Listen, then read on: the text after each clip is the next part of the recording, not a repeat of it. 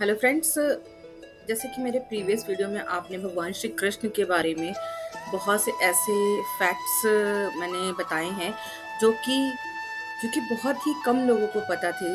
वैसी उसी कड़ी में आज हम कुछ और ऐसे तथ्यों के बारे में बात करेंगे जो लोगों को कम ही पता है।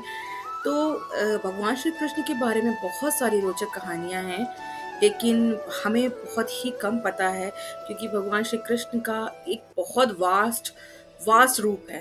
एक छोटा मोटा रूप नहीं है, उन्होंने हर युग में आके कुछ ना कुछ ऐसी लीलाएं की हैं।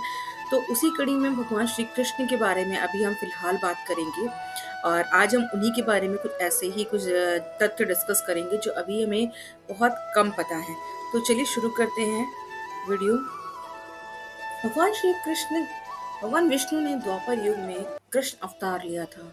ये तो कृष्ण की कई लीलाएं मशहूर हैं। उनकी लीलाएं हमेशा ही सबका मन मोह लिया करती थी, लेकिन भगवान कृष्ण के बारे में 8 ऐसी चमत्कारी और अनोखी बातें हैं जिन्हें जानकर आप हैरान रह जाएंगे। आइए जानते हैं श्री कृष्ण से जुड़ी कुछ खास बातें।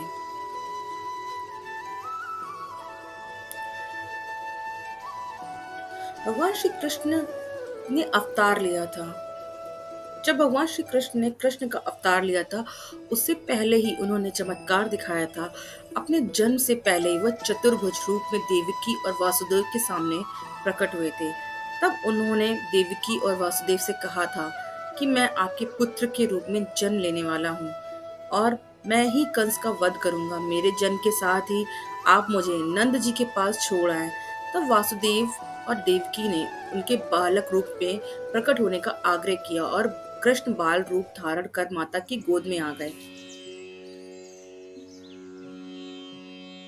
श्री कृष्ण ने जैसे ही अवतार लिया, उन्होंने अपने माता पिता की यादों को भुला दिया। वासुदेव और देवकी को ये याद ही नहीं रहा कि भगवान ने उन्हें चतुर्भुज रूप में दर्शन दिया है और श्री कृष्ण भगवान के अवतार हैं। अपनी माया से श्री कृष्ण ने कंस और सैनिकों को अचेत कर दिया। माता देवकी को घोर निद्रा में सुला दिया। वासुदेव जी श्री कृष्ण की प्रेरणा से अर्धचेतन अवस्था में बाल श्री कृष्ण को लेकर नंदगांव पहुंच गए और वहां नंद राय के पास बालक श्री कृष्ण को सौंपकर वासुदेव जी कंस के कारागृह में लौट आए। लेकिन इन सभी घटनाओं का स्मरण वासुदेव जी को नहीं रहा। जब वासुदेव जी भगवान कृष्ण को लेकर नंद जी के पास जा रहे थे, तब खूब बरसात हो रही थी। इस दौरान उन्होंने यमुना नदी पार की। यमुना का पानी लगातार बढ़ता ही जा रहा था। तब वासुदेव जी ने उस टोकरी को अपने सिर पर रख लिया जिसमें वह भगवान कृष्ण को लेकर जा रहे थे। यमुना को भगवान के अवतार के विषय में जानकारी थी और वह श्री कृष्ण के चरणों का स्पर्श करना चाहती थी। इसीलिए यमुना का पानी लगातार ऊपर बढ़ता रहा। जैसे ही यमुना ने श्री कृष्ण के पैरों का स्पर्श किया, वैसे ही पानी कम होने लगा। इस तरह यमुना जी ने सबसे पहले श्री कृष्ण के पैरों को छुआ था। पुनर्जन्म में भी माता देवकी भगवान श्री कृष्ण की मैया थी। ऐसा मान्यता है कि पुनर्जन्म में देवकी कौशल्या और भगवान कृष्ण राम थे। वहीं द्वापर युग में माता कैकेयी मैया यशोदा थी। दरअसल माता कैकेयी ने भगवान राम को वनवास तो भेज दिया, लेकिन बाद में उन्हें इसका बहुत अफसोस हुआ। और जब भगवान राम अयोध्या लौटकर आए, तो माता कैकेयी ने भगवान राम से कहा कि अगले जन्म में मैं तुम्हारी माता बनूं और मुझे तुम्हारे मातृत्व का सुख मिले। इसीलिए भगवान कृष्ण का जन्म तो देवकी से हुआ, लेकिन लालन पालन माता यशोदा ने किया और संसार में श्री कृष्ण की मैया के रूप में इन्हें ही लोग जानते हैं। भगवान श्री कृष्ण के जन्म के समय भगवान श्री कृष्ण के जन्म के इस रहस्य के बारे में कोई नहीं जानता था। सिर्फ नंद बाबा ही उनके जन्म के रहस्य के बारे में जानते थे, क्योंकि नंद बाबा के घर ही भी योग माया ने उसी समय जन्म लिया था जिस समय श्री कृष्ण का अवतार हुआ था। योग माया ने नंद बाबा को श्री कृष्ण के आगमन की सूचना नंद बाबा को दे दी थी और कहा था कि वासुदेव जी के पुत्र को लेकर तुम मुझे वासुदेव जी को सौंप देना। श्री कृष्ण को लेकर नंद बाबा ने जब अपनी कन्या वासुदेव जी को दे दिया, तो उन्हें भी फिर कुछ याद नहीं रहा।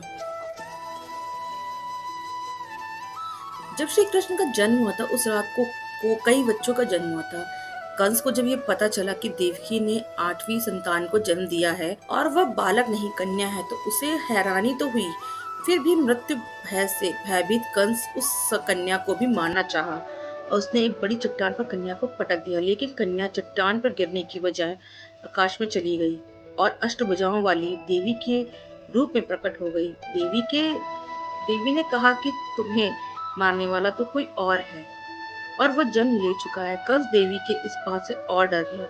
कंस ने अपने मायावी राक्षसों को भेजकर श्री कृष्ण के साथ उस रात जन्मे सभी बच्चों को मरवा दिया, लेकिन श्री कृष्ण ने कंस के मृत्यु दूतों को भी यमलोक पहुंचा दिया था।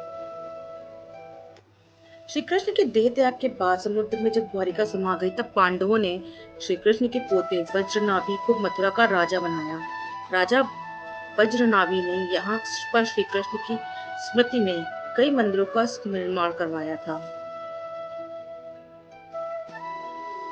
मथुरा की जन्मभूमि मंदिर में एक ऊंचा चबूतरा है। कहते हैं जिस स्थान पर चबूतरा है वहीं पर भगवान श्री कृष्ण का अवतार हुआ था। द्वापर युग में यहीं पर कंस का कारागृह था, जिसमें देवकी और वासुदेव जी को कंस ने बंदी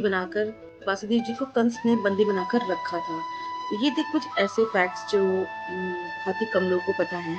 और अगर हमारा वीडियो पसंद आया हो तो हमारे चैनल को लाइक कीजिएगा, सब्सक्राइब कीजिएगा और ऐसे वीडियो देखने के लिए बने रहिए हमारे चैनल पे। मिलते हैं नेक्स्ट वीडियो में।